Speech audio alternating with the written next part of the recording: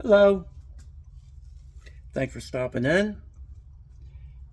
Well, I'm out here working on this intake, and I'm more or less making a plan right now, weighing things out, and I'll show you what that is. And this is the intake for the sleeper engine, the one that's going to look factory stock for the most part, and we're using real Ford parts. So that's what this is all about, trying to make the most out of this intake and get the most out of it. So I had one of our YouTube friends ask me if I was using a spacer, and usually I wind up using a spacer, and it's usually this one. This little 4-hole right here has a removable center.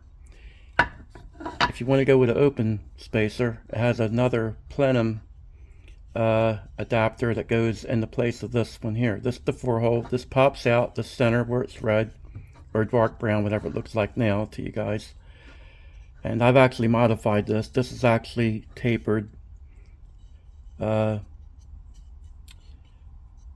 little bit different than factory. You guys can probably say it's a little thicker here. I modified it the way that I thought worked the best. So anyway, the spacer right here is around $22 to $30 depending where you buy it, and this thing has been a great little investment. And I like this one here because even compared to the high dollar spacers, we've gone faster by 1/10 improvement using this spacer over one of the high dollar intake spacers that have the little fancy doodads where it has like a open plenum under it and then it goes to a 4-hole and it's tapered in.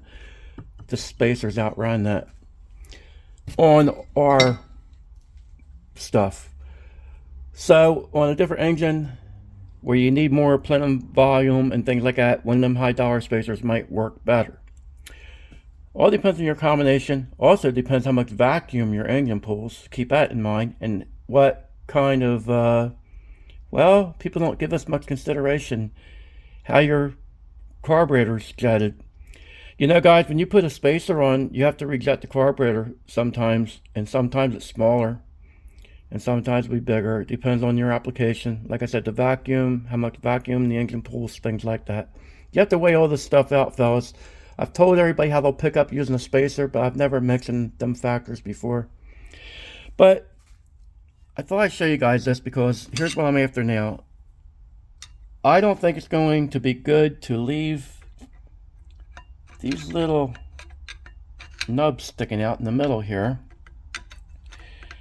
I think I'm going to cut this back because that air is coming in and it's going to hit that and it's going to want to go one way or the other. So picture that air coming in consistently and it's constantly hitting this. So even without a spacer, I want to keep this as consistent as possible. And we'll see what we wind up with when I finish off on this. But what I want to show you guys is this here too. I found something today. And you guys know I don't like doing flow numbers. And I don't like dynos. But I found this today. This sheet right here goes to one of our stock cars that my son had back 2012, and this is where it was at, being tuned on the dyno. This car had a stock throttle body, stock intake, 100% stock, and my son was just chasing numbers with it to see what he could get out of this thing. with it being on the dyno. Now, like I tell you guys, a dyno is for tuning, and a dyno results isn't always going to be the same as it would be on the street. But we still use them, and I have my own opinion about the dyno. I've told you guys over and over. So that's why I don't show things like this too often. But a lot of guys are interested in what the cars make horsepower wise and things like that. So my son was probably about 20 years old, and he had purchased this car that this sheet goes to. It was a stock motor. A guy was building a coupe, and he changed his mind, and he sold the car to my son. But the engine that was in that car was just to move it around the yard, so he didn't have to push it. He said, I don't want to push the car, so the engine's not even bolted down all the way. So my son gets the car here, and he goes over it, and the engine seems like it runs okay. So my son says, I'm going with it. I'm just going to do what we can with it. And if something happens, then something happens. But it ran fine. It actually ran extremely well. My son went a second faster with that car than what's in the books for records, with a stock throttle body, intake, and the way that they rate these things. So anyway, guys, here's the problem with a dyno test. Somebody's going to see these numbers and say one or two things. My friend or my car put out a lot more power than that, or that's impossible. Who loaded that dyno? They're all the questions you're going to have, and that's why I don't like putting things like this here on YouTube. But there's so many people asking questions, and they're good guys that just want to know. So I'm just going to put this out there for what it is. I hope you guys can see. This is what the car put out horsepower wise, with just my son's spin tuning on the vehicle. E7 heads, like I said, factory throttle body, factory everything, except for headers. I can't remember if he had a shorty header on this, which I do believe he did, but even if he didn't, these numbers are pretty good. I will say this, we had a completely stock engine with just our own little thing that we do with them, our tuning and things like that, and Ford was offering a aluminum headed package with one of their engines, and it was like $6,000 or $8,000. I can't remember exactly what, guys, but that's beside the point. And our engine made more torque than that engine did, and I think it was like a couple horsepower less than what that Ford engine did from Ford Motorsport. And we had the factory cam and everything. And that's what this is. I think this did have a trick flow stage 1 cam. And I told you it was all stock, but I think I just remembered my son said it had a stage 1 trick flow cam. So, and guys, when I tell you things, some people will say, that cam must work really well. It does for a stock cam. But if you're trying to do something with heads and upper horsepower, then that's not the cam you want. But right away somebody will say, well, I'm going to get that cam if it did that. It's not the cam that did all this. This is a combination of things, tuning and the whole 9 yards, guys. I hope you fellas can see this. I'm trying my best to let you see.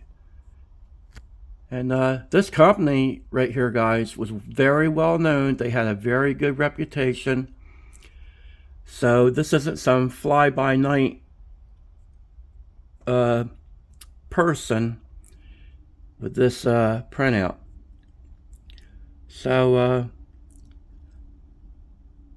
I talked to a friend of mine earlier and asked him if I should put this on YouTube, and he said, I think you should. So you can thank Ed from Ed's Machine that I took the time to do this.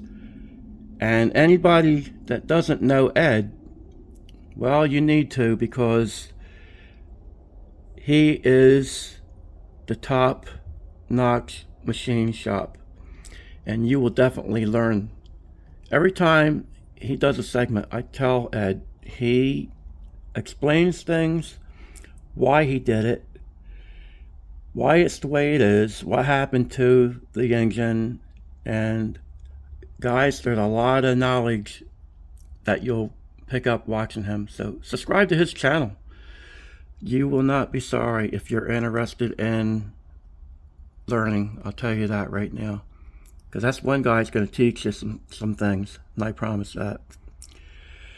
So anyway, getting back to this, guys, that's the numbers. And I was going to read them off to you, but I'd rather you see for yourself. And I hope you can make this out okay.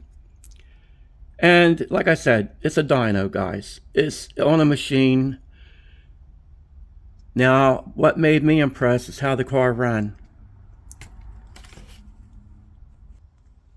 That's what matters to me, not what that roller and what that printout said. That car was very fast for what it was. Some guys will say a 10-second car is not fast. It depends on the combination if it's fast or not. I like stuff that runs better than average. So even if a car goes 15 seconds, if it should be a 20-second car, and somebody got that car to run 15s, that's impressive to me. It don't have to be an 8-second car, a 6-second car, 9-second car. I think you guys get it, where I'm coming from with that. So that's how I am. I'm old school. I just like taking something that runs a little better than average. That's what I look for, guys. I get upset when something doesn't run the way that it should, and I think it should. But we do put pretty high expectations on our stuff. Pretty much. We pressure ourselves more than we should sometimes. Just like this intake I'm doing, it has to do what I want it to do, or it's just going to be in vain. But I think we're in good shape with this. I think we're going to do well with it. All I'm out is a lot of time if it don't. And if it don't, like I said, tell you guys all the time, it's an intake. You take it off, put one on that works.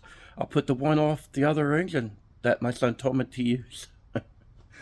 He told me to use in the first place. It's already done. That's on the engine right now. That's the easiest thing to do. Have you guys known me to do anything easy? Come on. Why would I do that? And, you know, I got nothing better to do than come out in this garage and grind things until 1 or 2 in the morning. You know what I'm saying? What? Who wants to sleep, right, guys? Come on. You guys know. I know you understand beans. Yeah, I know you get it. Yeah, I can't wait to see your little comment on here. But that's it, fellas. I thought I'd show you that, and you can take it for what it is. It's a sheet of paper. It's a car on a dyno, and you can look at it however you want to, guys. What it isn't, though, it's not a debate forum.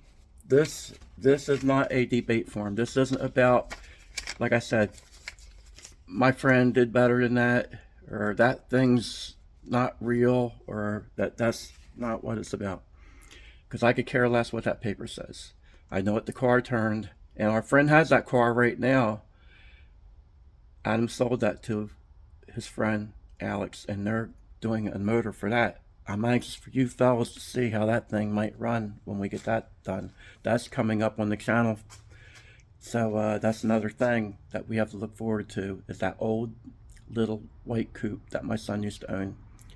And Alex is willing to invest in what he has to invest in to get that car running. So it's been sitting all this time. Adam sold it to him, and it went under a little tarp, and he just pulled it out. And now we're actually doing the engine for that. Adam is my son. He's helping Alex do the engine, and they just bought parts. So hopefully you'll be seeing that thing run in a few months here. So that's going to be something else to look forward to on this channel. And hopefully Alan will put it on his channel. I like the stuff he does, and I like watching my own son's channel. He's right here with me with the cars, and we do things together, but I'll put his channel and watch the stuff run. Yeah, his blades are everything.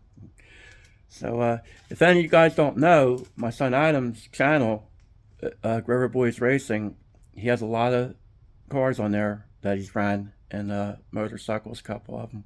Well, I think there's one motorcycle, but Hayabusa racing with a street car. So if you haven't seen that, you might get a kick out of that race. So anyway, guys, thanks for tuning in. I appreciate you, and till next time, fellas, we're gonna have some things coming up here, so keep watching. I appreciate it. Take care. God bless.